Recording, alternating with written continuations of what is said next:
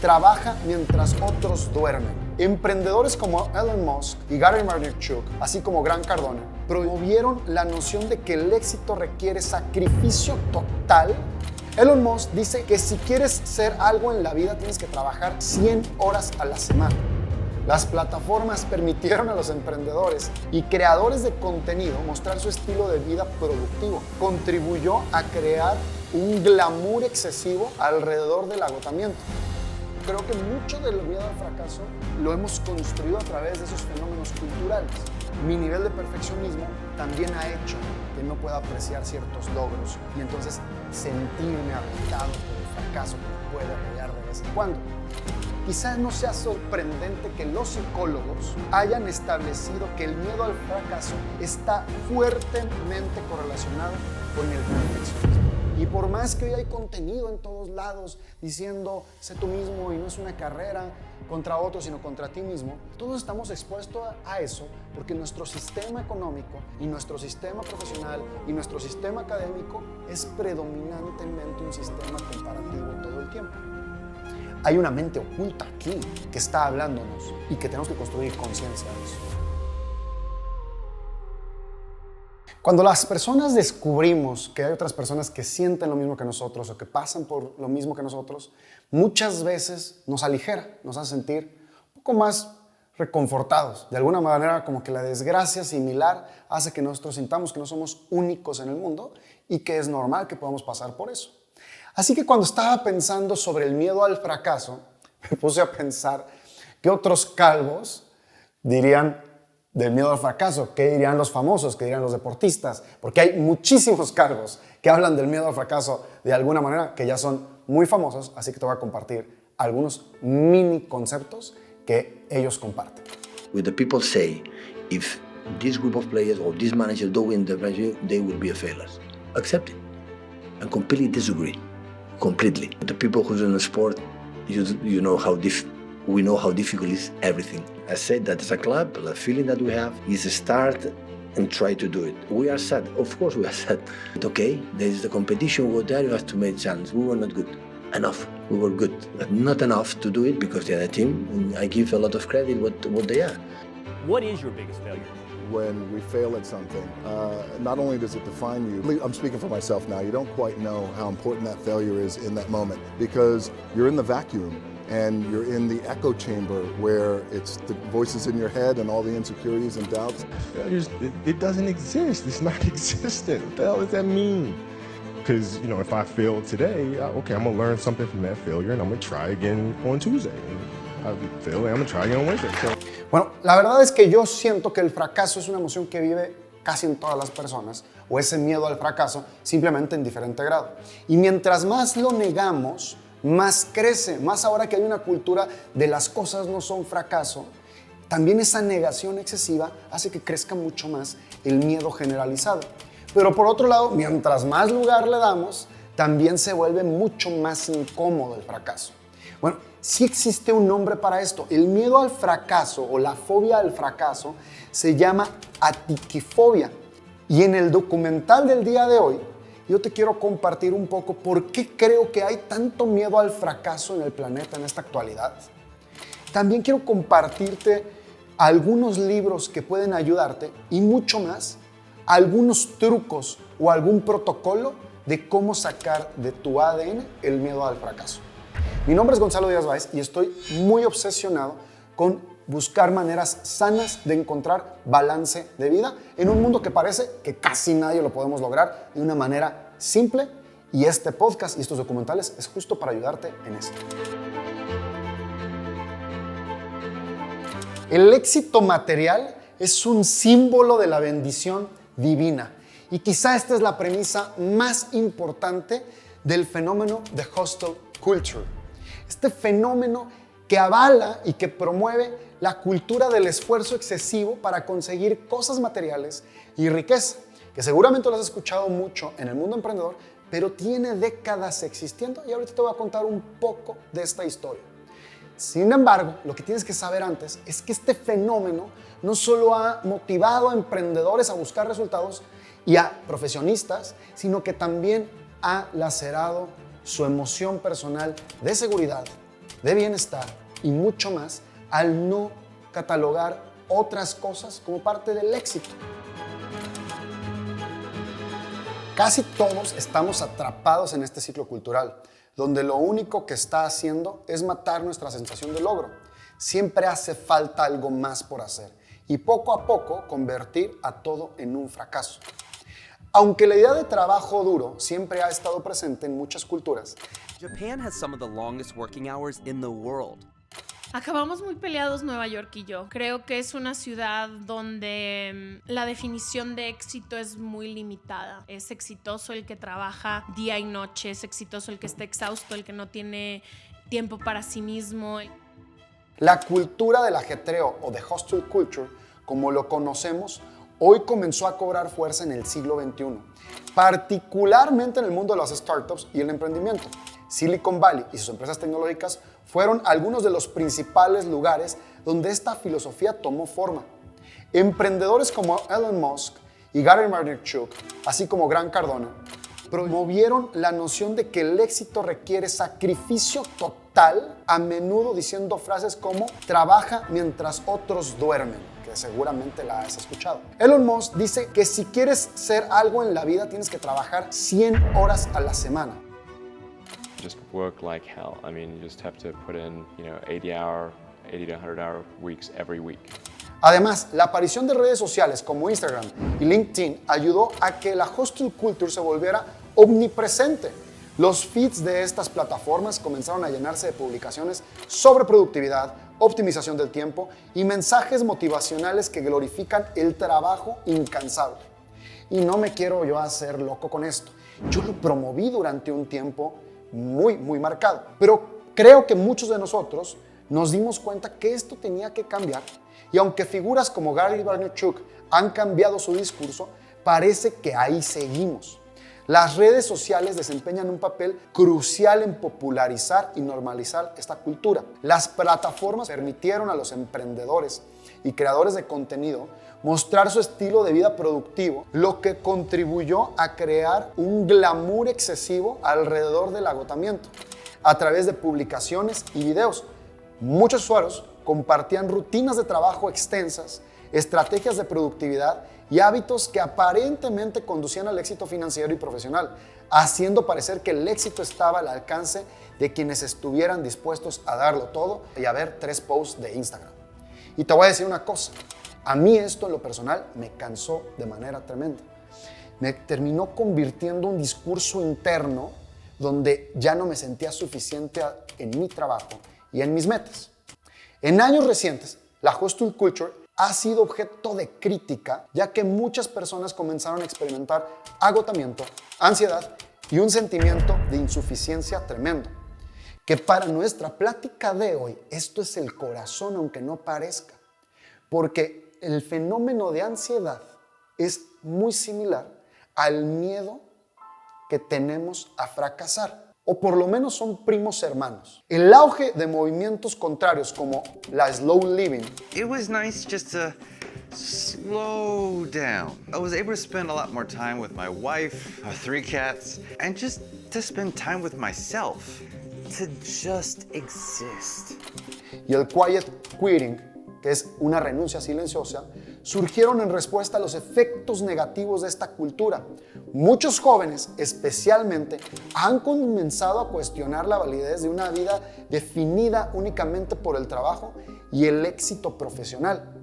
Y déjame decirte una cosa, que aquí es cuando me gusta ponerle más sal a este tema, porque ese fenómeno pensamos que lo crearon otras generaciones y que ellos son los que construyeron este desbalance de vida. Sin embargo, es un fenómeno del emprendimiento y de la cultura del éxito de esta época que nosotros hemos creado y que seguramente tú y yo seguro, hemos compartido esta información alguna vez. El trabajo duro te va a llevar al éxito. Cuéntame una cosa, ¿tú te sientes atrapado en este fenómeno? Déjame un par de comentarios para entender cómo te sientes tú y si te sientes como yo, a veces muy atrapado en el fenómeno de que si no trabajo duro, el éxito nunca va a ser suficiente y me va a llegar. Así que escucha esto, jefe y cultura emprendedora. Cada vez que tú presionas a alguien de manera excesiva, lo único que provocas es generar ansiedad, por lo tanto un sentimiento de potencial fracaso, ese miedo que nos corroe de equivocarnos y provocas una reducción de creatividad. No es un tema menor.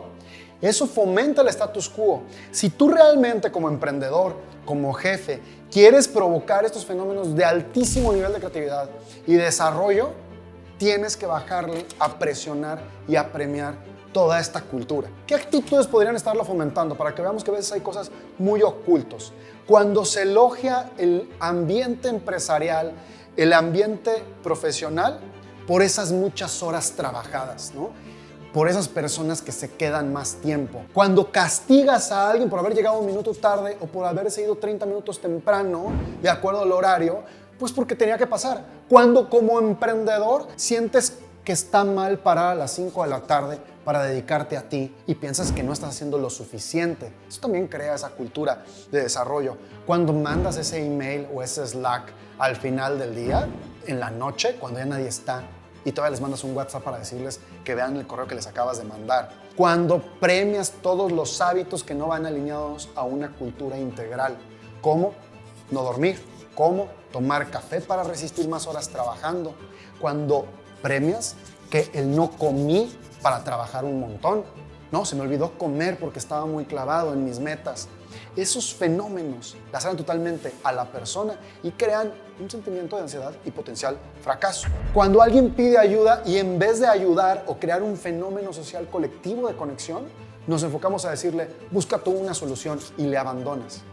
Hace que incremente el sentimiento de soledad, que es un fenómeno muy creciente que seguramente en otro documental podremos trabajarlo. Y ese sentimiento de soledad hace que aparezcan fenómenos de ansiedad, de miedo al fracaso, de no sentirte suficiente para lograr el éxito. Si tú tienes un jefe así, renuncia y corre. O sea, adiós, vámonos, se acabó. Ahora bien, en una encuesta del 2022, Deloitte y Workplace Intelligence, en la que participaron 2.100 empleados y ejecutivos, descubrieron algunas estadísticas muy cercanas a este fenómeno. El 70% de los ejecutivos de C-levels, es decir, los chiefs, están considerando seriamente dejar su trabajo porque no apoya a su bienestar. Tanto los empleados como los ejecutivos luchan por priorizar su bienestar y piensan que el trabajo es el culpable. Y ahorita voy a hacer un énfasis en eso. Más del 40% de los empleados se sienten agotados, estresados y abrumados. El 30% de los ejecutivos se sienten solos. Y más del 50% de los empleados y ejecutivos experimentan fatiga y problemas de salud mental por ese nivel de presión y la forma en que la manejamos. El fenómeno de hostile culture y este nivel de presión que hacemos a emprendedores, que hacemos como jefes a nuestros colaboradores, lo que termina provocando es una percepción errónea de que el trabajo es el culpable de todo. Si bien es súper importante el balance integral en este fenómeno, finalmente no es el único culpable y nosotros tenemos que entrarle a resolverlo con personalidad, por nosotros mismos. Pero si nosotros provocamos estos fenómenos, tarde o temprano el colaborador va a perder su autorresponsabilidad. ¿Quieres ser un emprendedor más accountable, más enfocado al resultado? Ser un jefe donde su equipo sea autogestivo, lograr resultados más fácil y más creatividad. Hay que bajarle a esa cultura de productividad como el único factor de éxito. El construir estos fenómenos culturales construye un sistema antagónico donde las personas terminamos culpando al trabajo, a nuestras actividades profesionales como los únicos responsables de eso. Y rompe la autorresponsabilidad. Y si tú quieres tener gente más creativa, más comprometida, que pueda lograr los resultados de una manera más autogestiva, tenemos que darle la vuelta a esa cultura para que ellos también puedan voltear a sí mismos y decir, no es solo el trabajo, también son mis dinámicas, también son mis hábitos y también me tengo que cuidar. Definitivamente el romper estos patrones de comportamiento como emprendedores o como jefes son indispensables. Romper ese patrón de comportamiento, de culpabilidad por dejar de trabajar a las 5 de la tarde y enfocarnos a nosotros, tenemos que empezar a trabajarlo. Ahora bien, a este punto lo que hemos entendido es que hay un fenómeno social y un fenómeno de productividad que quizá es uno de los incentivos más relevantes para sentir miedo al fracaso y a que alguien nos juzgue de fracasados. Ahora hay que entender qué nos sucede de manera interna. Ya sabemos a esta altura que un fenómeno social como esta cultura del esfuerzo y el trabajo sin descanso para lograr cosas materiales podría ser el fenómeno cultural y externo que alimenta y fomenta el miedo al fracaso, al depender tanto de fuentes externas para sentirnos exitosos. No quiero decir que todo es culpa de lo externo, pero creo que mucho del miedo al fracaso lo hemos construido a través de esos fenómenos culturales. Pero también adentro de uno hay actitudes que nos llevan hacia allá. Y déjenme decirles lo que dijo Conroy en una de sus investigaciones. Quizás no sea sorprendente que los psicólogos hayan establecido que el miedo al fracaso está fuertemente correlacionado con el perfeccionismo. Y miren, no estoy seguro si este documental del día de hoy es documental Gonzalo ya lo dominó y lo resolvió, o es documental Gonzalo está platicando la historia de su vida de los últimos 10 años de emprendimiento, donde esa hostile culture me dominó durante mucho tiempo. Yo creo que sigo luchando un poco con ella, y por el otro lado, mi nivel de perfeccionismo también ha hecho que no pueda apreciar ciertos logros y entonces sentirme agotado por el fracaso que me puede rodear de vez en cuando. Ahora bien, no será sorpresa que el fracaso en sí es el miedo al juicio que hay alrededor de esto. El juicio externo, el juicio de que alguien te evalúe de que no eres suficiente para una cosa que has hecho. Y por más que hoy hay contenido en todos lados diciendo sé tú mismo y no es una carrera contra otros sino contra ti mismo, todos estamos expuestos a eso porque nuestro sistema económico y nuestro sistema profesional y nuestro sistema académico es predominantemente un sistema comparativo todo el tiempo.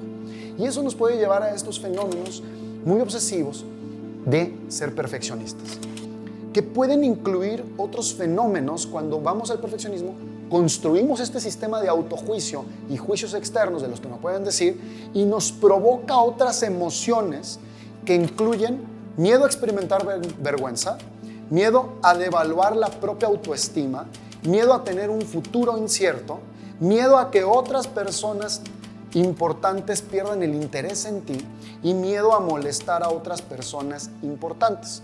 Y hay otros psicólogos que dicen una cosa maravillosa que se llaman Sagar y Stover, que descubrieron que los perfeccionistas, especialmente aquellos que obtienen puntuaciones altas en preocupaciones de su perfección y que tienden a evaluar su propio desempeño con dureza, son particularmente vulnerables a experimentar vergüenza, bochorno y por tanto miedo al fracaso. ¿Queremos echarle más para que ganemos conciencia sobre el tema? Se viene algo más. Ese miedo al fracaso, ese fenómeno y ansiedad del futuro, nos provoca un fenómeno de esta era que se llama procrastinación. Ese fenómeno de procrastinación que nos provoca todo esto que nos rodea hace que dilatemos actividades que queremos abordar.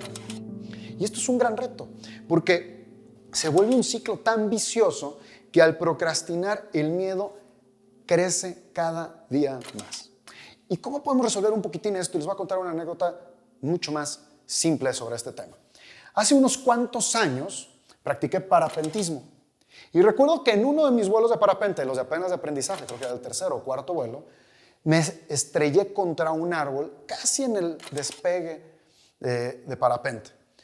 Fue mi entrenador, mi maestro, me ayudó a bajar, estiró el ala, quitó los palitos que se habían enredado en los hilos del ala y yo me senté asustado porque fue un gran golpe y me dijo, cómete un pan para el susto, porque en México comemos pan cuando hay sustos, no sé por qué, pero así se dice, cómete un pan para el susto y en 15 minutos te vuelves a subir. Y yo me acuerdo que le contesté de manera inmediata, güey, me acabo de estampar, ¿cómo que vuélvete a subir? Me dice, ponte el equipo y vuélvete a subir. Y bueno, pasó lo que tenía que pasar, me puse el equipo, despegué con muchísimo miedo, un miedo que tiene que ver con el fracaso. ¿Qué va a pasar a continuación si a mí ya no me salió la primera vez? Volé, aterricé perfecto, el vuelo fue perfecto, lo único que me dio mucho miedo fue el despegar. Y recuerdo perfectamente en ese momento que ya que bajaron por mí, me dice, si nosotros permitimos que te tardes más tiempo en volver a tomar el vuelo, ese miedo va a crecer y crecer y crecer y te va a dominar. Y eso es lo que pasa con el fenómeno de tener miedo, perfeccionismo y llegar a procrastinar. Nos construye un ciclo vicioso que lo más que hace es aumentar el miedo y que tú busques muchas justificaciones para dilatar las acciones que tienes que hacer. Y hay algunas otras investigaciones que ya he citado en este canal, donde claramente se explica que la manera de ganar autoconfianza para resolver estos problemas no es ganar autoconfianza reflexionando o en terapia, sino que hay sendas investigaciones que lo que terminan diciendo es que la confianza se gana con el primer paso de la acción, aunque te equivoques. La acción misma alimenta tu sistema de logro y te invita a dar un siguiente paso. So you couldn't start because you didn't have the perfect idea, you didn't have the perfect structure, you didn't have the perfect thing to implement. So it hasn't happened, and now you've got nothing, and the paper's due tomorrow. So the key is to stop thinking about it and just get your body doing something physical. Focus on the physical step. Pasos pequeñitos, poco a poco. El reto grande es eliminar el perfeccionismo del sistema en ese momento. Y esa eliminación del sistema de perfeccionismo es quitarle la expectativa de evaluación externa a lo que vamos a hacer. De alguna manera, que tus primeros intentos de cualquier meta que tengas miedo esté centrada en jugar y no en presumirla a los demás. Que esté centrada en experimentar y no en subir la foto a redes sociales para ver si la gente lo festeja. Que esté centrada en ganar habilidades y no en el resultado final. De alguna manera, una de las formas de vencer esa procrastinación por el miedo debe de ser un fenómeno de aventurarte a probar sin esperar nada a cambio y sin ninguna meta. Y este es el gran reto que con esto voy a cerrar este pedacito de comunicación. Si a todo le queremos poner meta, ese perfeccionismo lo vamos a alimentar mucho y de manera natural su hermanito, el miedo al fracaso, va a llegar. Mi sugerencia aquí es: busca una actividad que no tenga una meta. Aprende a pintar, aprende un poco de música, aprende a salir a un parque. Well, hello, buddy. No tiene una meta, simplemente es salir. Y no hagas nada con eso. Simplemente disfruta el proceso y la ganancia de las nuevas habilidades que tienes. Y la meta se vuelve una cosa tercera. Como si fueras un niño jugando por primera vez a la cosa que más te apasiona y más te gusta. Al momento hemos hablado mucho sobre el fenómeno social que hay detrás del miedo al fracaso. El hustle culture, este fenómeno donde un jefe se vuelve tan exigente, tan obsesivo con la productividad, que también provoca este fenómeno de miedo al fracaso. Y también tú como emprendedor, incluso cómo te autoexiges tanto que te lleva a ese fenómeno, provocándote fenómenos de perfeccionismo, o más bien raíces de perfeccionismo que te llevan hacia allá. Ese es el contexto externo y a su vez el contexto interno como persona, lo que tomamos de decisión. De alguna manera el miedo al fracaso es un fenómeno súper integral que nos ha hecho que por un lado nosotros de manera individual nos lo provoquemos, pero que el entorno nos construya este fenómeno profundamente. Y para eso, como siempre, me gusta mucho leer algunos libros que nos puedan ayudar a resolver estas problemáticas. Y déjenme les cuento un poco de los resúmenes y notas que yo hice de 2 libros que creo que les pueden ayudar muchísimo. Y quiero hacer primero una aclaración. Muchas de estas notas traen mis impresiones. No necesariamente es un resumen fino, sino viene ya cargado de lo que yo pienso del libro un poco. El primer libro se llama Mentalidad, cambiar la manera de pensar para alcanzar tu potencial, de Carol Dweck. Y Dweck introduce el concepto de la mentalidad que te frustra a llevarte a la mentalidad de crecimiento. Hoy le decimos mentalidad fija y mentalidad de crecimiento. Y ojo, aquí hay una trampa. Mucha gente está utilizando esta growth mindset para también entrarle al hustle culture. Y lo han metido ahí porque habemos algunos emprendedores que nos vamos forzosamente hacia allá. Y hay algunos emprendedores digitales que ahí lo están poniendo, pero no se refiere a eso. Se refiere a un sistema integral de aprendizaje que se pone también en un escenario saludable, donde hay muchos espectros que medir. Tanto nosotros lo vemos en Will for Life, en la compañía que dirijo. Cuando hablamos de Grow Culture, dentro de una compañía estamos hablando de espectros desde el bienestar hasta la productividad saludable. Por ahí va este libro y pone énfasis en 4 puntos que no quiero que nos perdamos. Número 1, celebrar los esfuerzos. Esto es muy de psicología positiva. El logro no debe ser lo último a celebrarse, porque puede ser muy frustrante tu ruta y empezarte a generar miedo si el éxito se va a alcanzar. Celebrar los esfuerzos y las habilidades ganadas en ese esfuerzo es importante. Por ejemplo, imagínate que tú empiezas un canal de YouTube como este, no tienes ni idea cómo se hace y solamente estás esperando celebrar que el canal crezca. Esto es una historia verdadera, es mía. Pero cuando empiezas a celebrar lo que aprendes en el proceso de creación y construcción, cambia el fenómeno de apreciación de tus actividades, porque sabes que has ido ganando habilidades muy peculiares a través del proceso y no en la meta final.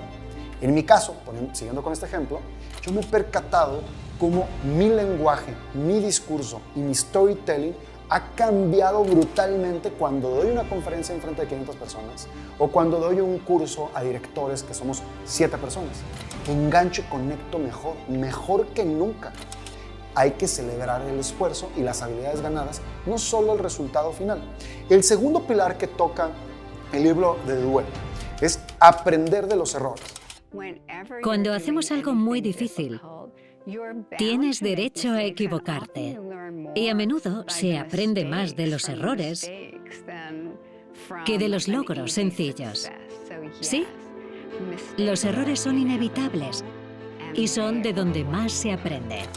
Si bien yo soy un enemigo de que los errores tienen que esquivarse, ¿no? Es decir, no existen errores, solo aprendizajes. Yo creo que los errores son errores y hay que aceptar que uno se equivoca en la vida. Pero sí hay que aprender de lo que podemos capitalizar del error. Y eso me fascina y me hace muchísimo sentido, porque entonces te permite a ti decir, me equivoqué en algo, pero no fue en vano el error. Creo que esa es verdaderamente la frase más poderosa. Me equivoqué en algo, pero me trajo un crecimiento posterior. Y ese es uno de los focos más importantes que yo creo que le entra al libro, de ponerte curioso sobre tus errores, desde los pequeños hasta los grandes, y en esa curiosidad crear creatividad para el futuro. We don't make mistakes. We have happy accidents. El tercer elemento, cambiar nuestro lenguaje. El lenguaje finalmente es un creador de esta cultura de The Hostile Culture y nuestra propia cultura personal. Y el lenguaje bien utilizado moldea nuestras creencias y moldea nuestra nueva cultura. Y entonces, una de las cosas que sugiere es, voy a intentar, en lugar de decir no puedo, o quizá nunca suceda, ¿no? Entonces, ¿para qué lo intento? Ese es el fenómeno de decir no puedo. Al hablar de procrastinar, mi sugerencia es que esto tiene mucho sentido porque nos permite ir a hacer el primer paso y entonces, clic, ganar confianza. This is my first YouTube video ever. I heard that you're going to be out of a job soon. Well, maybe I'll start a YouTube show That's or what something I'm like thinking. En resumen, el libro de mentalidad de Dweck nos invita a reflexionar sobre nuestra forma de pensar y adoptar perspectivas mucho más positivas, centradas en el proceso, pero sobre todo más proactivas, centradas en la vida. Y al cultivar este tipo de mentalidad, podemos seguir creando mucho, sintiéndonos más sano y que el miedo al fracaso se disuelva un poco porque estamos centrados en la experiencia y no en el final. Estamos centrados en nuestras ganancias y no en el juicio externo. Creo que esa es para mí la parte más valiosa del libro. El segundo libro que te quiero compartir se llama El pensamiento de caja negra, de Matthew Syed. Un libro que me parece maravilloso, Black Box Thinking, y él es un periodista. El pensamiento de caja negra se refiere a los procesos mentales inconscientes que influyen en nuestras decisiones y acciones. Y aquí quiero hacer un paréntesis súper importante. El miedo al fracaso muchas veces no tiene conciencia. Es decir, no sabemos que lo tenemos expresiones que podríamos pensar que es un síntoma del que lo tenemos, pero no estamos conscientes. Una expresión de eso es justamente procrastinar. Una expresión de eso es decir a alguien, no quiero hacer una actividad, cuando profundamente lo que sientes es miedo y por eso no le estás centrando del todo. Pues Matthew Syed le entra a este tema y habla de algunos puntos muy relevantes. Número 1, la importancia de la práctica deliberada. El centro de este tema es el talento se desarrolla, no se nace necesariamente con él. Y desafía que todo tiene que ser por un talento innato, sino que el éxito lo vas a lograr, este éxito sano, a través de practicar, desarrollar talento, practicar, desarrollar talento. People continually say, I can't draw a straight line. I don't have the talent, Bob, to do what you're doing. That's baloney. Talent is a pursued interest. In other words, anything that you're willing to practice, you can do. Y a mí esto me parece un fenómeno sumamente compasivo con las demás personas, sumamente empático. Porque cuando pensamos que la gente que está ahí enfrente de una cámara, de un foro, en un trabajo exitoso o que consideramos nosotros que se ve exitoso, pensamos que el talento estaba alrededor de esa persona y por eso se le dio. Y desconocemos la historia profunda. Y muchas veces cuando profundizamos en esa historia nos damos cuenta que esa persona tiene 20 años chambeando, ¿no?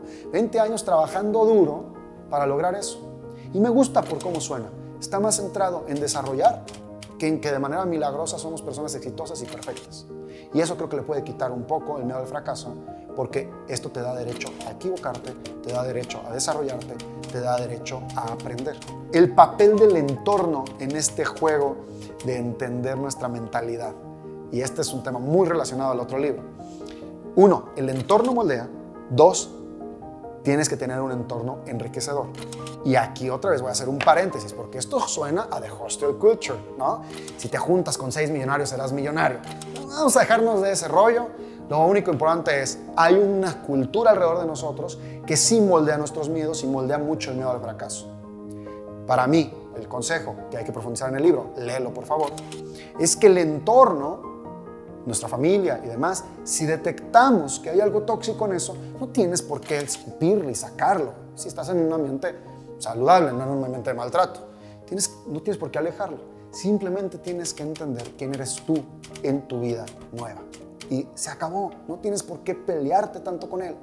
Pero también tienes que entender estos fenómenos sociales donde se construyen estos fenómenos de productividad tóxicos y se complica mucho. Entonces, importante entender en qué entorno te desenvuelves. Y evidentemente, y tarde o temprano, tomar decisión en qué entorno futuro quieres desenvolverte para que te llene de eso. ¿Quieres un entorno que te llene de paz? ¿Quieres un entorno que te llegue de tranquilidad? ¿Tienes un entorno donde la gente celebre el error y el intento y no solamente te juicia por el resultado? Ahí creo que es uno de los fenómenos más importantes de hablar de este libro. Y tener un entorno enriquecedor se liga perfectamente con esto. Tener un entorno no enriquecedor porque te vaya a producir dinero, no enriquecedor porque te vaya a producir productividad o éxito en el emprendimiento, enriquecedor porque te hace mejor como persona. Me parece que este es uno de los fenómenos más importantes. El pensamiento inconsciente. Hay una mente oculta aquí que está hablándonos y que tenemos que construir conciencia de eso. Si bien el libro no lo dice, mis consejos para construir conciencia son muy obvios que quizá tú lo tienes. 1, reflexionar uno mismo.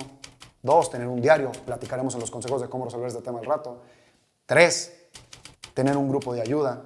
Tener amigos que te puedan señalar cosas de manera sana. Permítete que esa mente oculta salga en conversaciones abiertas. Eso es lo que puede ayudar. O, si bien no quieres hablar con nadie porque no estás listo, tener un diario, ¿no? Eso podría funcionar. Luego hablamos un poquito más de esto. Y por último, la diversidad como una ventaja. El tener entornos estáticos donde todo el mundo piensa igual que tú no provoca una diversidad en la mente, en la forma de ver el mundo, en la forma de innovar, en la forma de aprender. Y si eso sucede, entonces si estás en un entorno de productividad tóxica, vas a pensar que ese es el único fenómeno que hay de éxito. El libro invita mucho a darte la oportunidad de buscar más allá de lo que son tus creencias para que aprendas de una manera muy, muy sana. Si tú quieres cambiar un poco este miedo al fracaso, estos 2 libros creo que te pueden ayudar porque van a tocar fibras como la inconsciencia en fenómenos que vivimos, fibras como la importancia de clavarte en creencias estáticas y pensar en un talento que se puede desarrollar, y fibras como abrazar el error como parte del proceso. Déjame en los comentarios, antes de pasar a consejos puntuales de guía, si tú leíste estos libros y qué te quedó de ellos, y si no los leíste, cuéntame qué crees que puedes implementar de este mini resumen con mis impresiones para poder cambiar tu miedo al fracaso. Créeme que estoy muy contento de este documental porque de alguna manera es un camino de autorreflexión. No creo yo que haya vencido el miedo al fracaso, pero creo que he aprendido a gestionarlo en ciertos momentos y esto está interesante.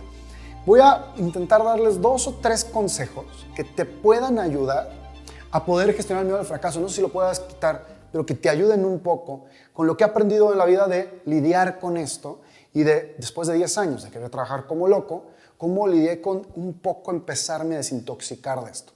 Así que ahí les va la primera herramienta que diseñé, que es una herramienta centrada mucho como en la filosofía estoica de entender quiénes somos en el presente y a dónde vamos hacia el futuro. Finalmente, el miedo es una estructura de ansiedad de lo que pueda pasar.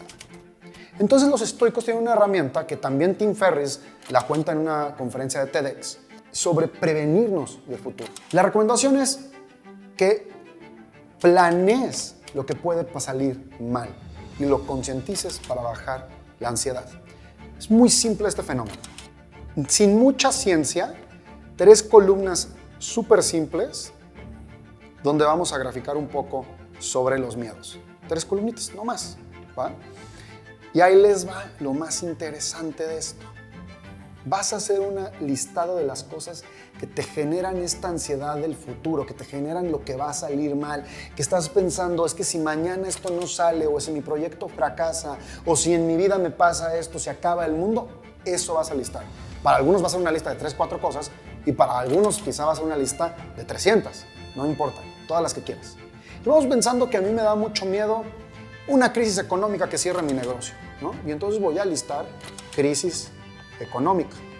Esa crisis económica que puede destruir mi negocio, vamos a pensarla y evaluarla en qué nivel la siento que puede destruirla. En un nivel 1, que puede ser algo muy complejo. En un nivel 2, que puede ser algo casi catastrófico. Y 3, catastrófico. Primera parte del ejercicio. Yo voy a decir quizá, no, esto es un tema de nivel 2, muy preocupante, no el más preocupante. Cuando tengas estas actividades claras en su nivel de riesgo para ti, vas a establecer también 3 tipos de acciones. Vas a establecer las acciones con las que vas a reaccionar si pasa el problema, todo lo que es reacción. Si pasa este problema, ¿cómo voy a reaccionar? Vas a establecer las emociones, las actividades de cómo las puedes prevenir y vas a establecer las acciones, las actividades, si ya no pudiste prevenir nada, lo que harías en un futuro catastrófico. Es decir, ¿quién serías tú en ese futuro? Y vas a poner 3 tipos de actividades. Prevención, reacción si pasa, y si no hiciste ninguna de las 2, ¿quién te imaginas que vas a hacer? ¿Qué es lo que estamos haciendo en este ejercicio súper estoico? Número 1, saber quién sería en ese momento de fracaso. Número 2, si pasa algo que me sorprenda, que lo estamos previniendo un poco, porque nada se puede prevenir en la vida, pero estamos previniendo un poco, ¿qué voy a hacer para que se minimice el problema? Y si ya pasa y no se puede minimizar y todo va a suceder, ¿cuál es la reacción final que tengo que tener? Voy a poner un ejemplo. Yo creo que todos tenemos un poco de miedo a que mueran nuestros padres. Pero va a pasar. ¿Qué puedo hacer en esa prevención? Nada. Tarde o temprano va a pasar. Bueno, pero sé que va a haber un caos alrededor, ¿no? Un gasto funerario, ese tipo de situaciones. Eso sí lo puedo prevenir, lo puedo comprar, puedo tener un seguro, puedo tener todo armado para eso. Puedo cuidar la documentación, prevención. ¿Qué va a suceder o quién voy a ser cuando suceda la situación? Y eso es lo más importante. Te vas a imaginar quién quieres ser en la situación complicada o en la situación de fracaso o en la situación de pérdida. En esas situaciones, ¿quién quiero ser en ese momento? ¿Quiero ser la persona que no ayuda a los demás de su familia para que se resuelva el problema? ¿Quiero ser la persona que se desahogue? Y te vas a imaginar un poco eso. ¿Cuál es el sentido de este ejercicio? Simplemente reconocer que todas estas cosas pueden suceder y que tú puedes hacer algo para minimizarlas y también puedes hacer algo para reaccionar y también puedes decidir quién eres ahí.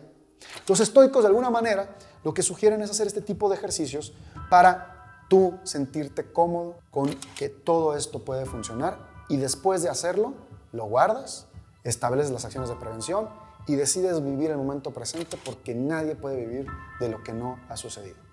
Y esa es la esencia del fracaso. Como lo platicamos, el fracaso finalmente es un fenómeno de ansiedad. Ese fenómeno de ansiedad es el que te calcome el corazón. Es el que te hace que te dé miedo que sucedan cosas. Es mejor dejar de negarlo y ponerlo en la mesa y decir, tengo miedo a emprender porque puedo fracasar. Ok, ¿quién quieres ser si fracasas? ¿La persona que se levanta o la que no se levanta? ¿Cómo te quieres sentir? ¿Qué puedo hacer para prevenir ese fracaso? Pues enfocarme en las cosas que puedo hacer y controlar bien. Perfecto. ¿Qué puedo hacer para minimizar ese fracaso o para lograr el éxito? Esta serie de actividades. Finalmente, te digo una cosa, el descubrimiento que vas a tener es que nada es tan difícil y que todo lo que tienes en tus manos bajo control pueden ayudar a resolver o minimizar. Y eso te va a hacer mucho más calmada, mucho más calmado ante el fracaso y apreciar que lo que hiciste fue todo lo que podías hacer y era suficiente. Y si no sucedió, simplemente vas a estar muy satisfecha, muy satisfecho que hiciste lo que tenías que hacer y que lo demás no estaba en tus manos. Esa es la magia de pensar con esta estructura. El segundo consejo, este me súper gusta, es un diario. Y yo he hablado mucho en este canal de un diario, pero aquí vamos a hacer un diario bien diferente. De manera diaria, o puede ser 3 veces por semana, vas a hacer un diario, pero antes de empezar a escribir, tu enfoque va a ser construir una autoevaluación de tu día en diferentes aspectos. ¿Cómo te sientes con respecto a tu balance y tus actividades personales? ¿Cómo te sientes con respecto a tus actividades y balance familiar? ¿Cómo te sientes con tus relaciones sociales en ese día? ¿Y cómo te sientes en tus actividades profesionales, de emprendimiento y cualquiera de estas? Y vas a intentar evaluar esto del 1 al 5, como si fuera una gráfica de rendimiento. Vamos otra vez con los rendimientos y con el éxito y con demás cosas, pero van a ver qué es lo útil. Entonces yo el día 1 voy a decir, lunes, me sentí que en lo personal algo no funcionó bien, le voy a poner el número 1, pero luego a nivel social siento que conecté muy bien con mis amigos, con gente cercana, me sentí en nivel 5, le voy a rellenar completamente. Siento que en lo profesional me fue 2, 3, quizás estoy alrededor de un número 2 o 3. Y en lo familiar, como es lunes, hay mucho trabajo, como estoy súper saturado porque estoy en hostel culture, me di cuenta que no hay balance y me siento triste porque no le di el lugar a mi familia que merecía. Lo vas a poner. Y con eso vas a detectar justamente cuál es el fenómeno que tú estás viviendo. ¿Dónde desatendiste o dónde empezaste a no prestar atención? De ahí justamente es donde luego nacen las emociones como, híjole, tengo miedo a perderme personalmente. Híjole, tengo miedo a que mi familia no se acuerde de mí porque nunca me ve. Y entonces con esa visión de conciencia, ahora sí vas a construir tu diario. ¿Cómo te sentiste en el día? Vas a cerrar el diario y al día siguiente lo único que vas a hacer es planear cómo quieres vivir el siguiente día. Enfocado solo en una cosa, lo que tú sí puedes hacer. Controlar quizá tu calendario, cambiar tus horarios, ser más asertivo, llamarle a tu mamá, darle gracias a un amigo. Con el diario vas a construir el plan del día siguiente que te acerque al tiempo presente. Esa sensación de lograr pequeñitas cosas van a hacer que tu sensación de potencial fracaso se empiece a disminuir y te sientas cada día más llena, más satisfecho. Y yo te digo una cosa, no va a ser de la noche a la mañana que ya con un día que hagas esto vas a sentir que todo salió perfecto, pero sí te va a ayudar a que en unas cuantas semanas tú sientas que estás logrando balancear tu vida y ese balancear tu vida te va a hacer sentir logro. Y cuando hay sensación de logro, el miedo al fracaso se va disminuyendo, aunque sea pequeñas cositas. Bueno, eso es lo que yo creo. El tercer consejo, déjenme, se los digo, es pensar que podemos ser un plan no perfecto. Normalmente nuestros calendarios se ven muy llenos de cosas. Y cuando alguien cambia una junta, imagínense que tenemos aquí estos blockers, cuando alguien cambia una reunión de trabajo o nos cancela la reunión que pensamos que iba a ser nuestro secreto del éxito, entramos en frustración. Yo simplemente digo que lo hagas flexible. Este es mi tercer consejo. Vive en un mundo flexible. Y si alguien te cambió algo, por favor, muévelo, ¿no? Y entonces decir, ¿me lo cambiaron? No es que la actividad haya fracasado, simplemente la llevamos hacia otro momento de la vida. Y ese nuevo momento de la vida, próxima semana, un mes, 6 meses, tú sabes que estás en el plan haciéndolo. Tú sabes que sigues en camino a tu éxito. Tú sabes que no has fracasado, que simplemente es una cuestión de tiempo. Y eso va a ayudar a que tú empieces a sentir que sigue en tu meta. Simplemente que el tiempo cambió. Y eso te va a ayudar muchísimo, muchísimo. El siguiente consejo que finalmente me gusta mucho es aléjate un tiempo de las redes sociales. Miren, sigo un par de emprendedores que hacen un detox de redes sociales o un detox de dopamina, le vamos a decir, es decir, de esta exageración de estimulantes como ver series, redes sociales, actividades que te exciten, demás. Se van, retiran, pausan y en esa pausa deciden desconectarse. Y me parece un poco extremo porque no nos podemos desconectar del mundo, pero también me parece necesario de repente hacerlo y decir, no puedo ver más el teléfono, pero por una sola cosa. En redes sociales, la comparativa de cómo van los demás sin contexto es muy alta. No tengo el contexto si la gente le está yendo bien. No tengo el contexto de por qué le está yendo bien. Simplemente estoy viendo una foto que parece exitosa. Y ese alimento estimula tanto nuestro cerebro y nuestra comparativa que crece muchísimo el factor de fracaso. A mí lo único que me gusta te diría es, aléjate un poco de eso, dedícate un poco a ti, aunque sea una vez por semana, pero si puedes una semana, 10 días, 20 días, hazlo. Y cuando hagas eso, vas a hacer un listado de las virtudes que tú tienes. Vas a ver que después de 3 días de desconexión digital, te vas a recordar a ti mismo que tú puedes a lo mejor ser una persona súper valiente, eres una persona súper creativa y vas a hacer una lista de las virtudes primero. Pero después del tiempo de desconexión, no inmediato, para que no sea en comparativa, sea en autenticidad contigo. En la segunda parte de este ejercicio, vas a listar tus virtudes y vas a listar logros que te sientas orgullosa o orgulloso de ellos. Pueden ser cosas muy pequeñas, pueden ser cosas muy grandes. A lo mejor tu logro es que empezaste a ir al gimnasio. No tiene que ser una cosa extraordinaria de que ya tienes 9% de grasa y es la persona más musculosa del planeta. Puede ser el logro pequeño de progreso, lo que te llevó a progresar. Y con eso, ahora sí, después del detox, puedes hacer un plan. ¿Cuál es el plan de los próximos 15 días? Ese fenómeno y ese encuentro te va a ayudar mucho a decir, tengo un plan para mi éxito, sin comparativas, con mis virtudes, con mis logros y sin las de nadie más. Finalmente, celebrar. Será importantísimo que celebres lo que haces en la vida y lo que haces en pequeñas cosas. Pero en lugar de celebrar el éxito, porque hay metas a largo plazo que son sumamente complejas porque les falta mucho, vamos a celebrar 2 cosas. Primera parte, para poder tener una celebración que realmente te energetice, es celebrar el progreso.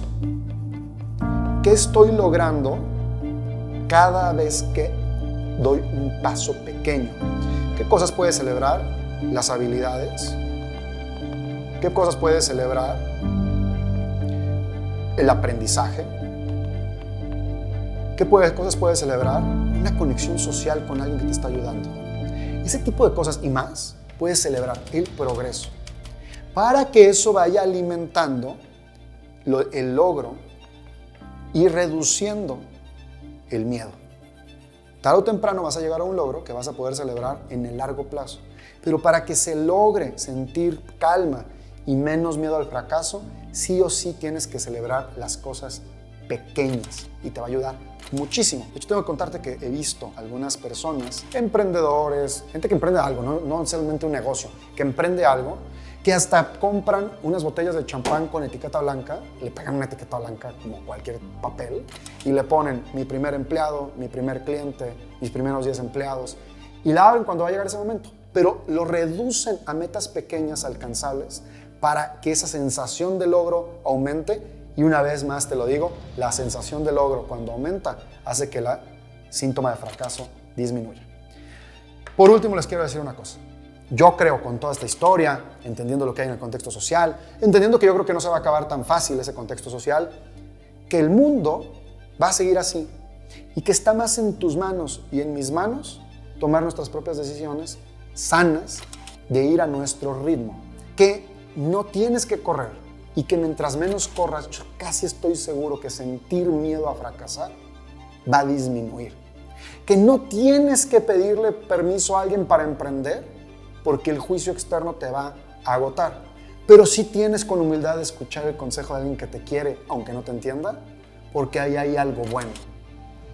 Finalmente, el miedo al fracaso es un contexto de muchas cosas que tienes que tener paciencia en desarrollar tu resistencia a eso e irlo resolviendo.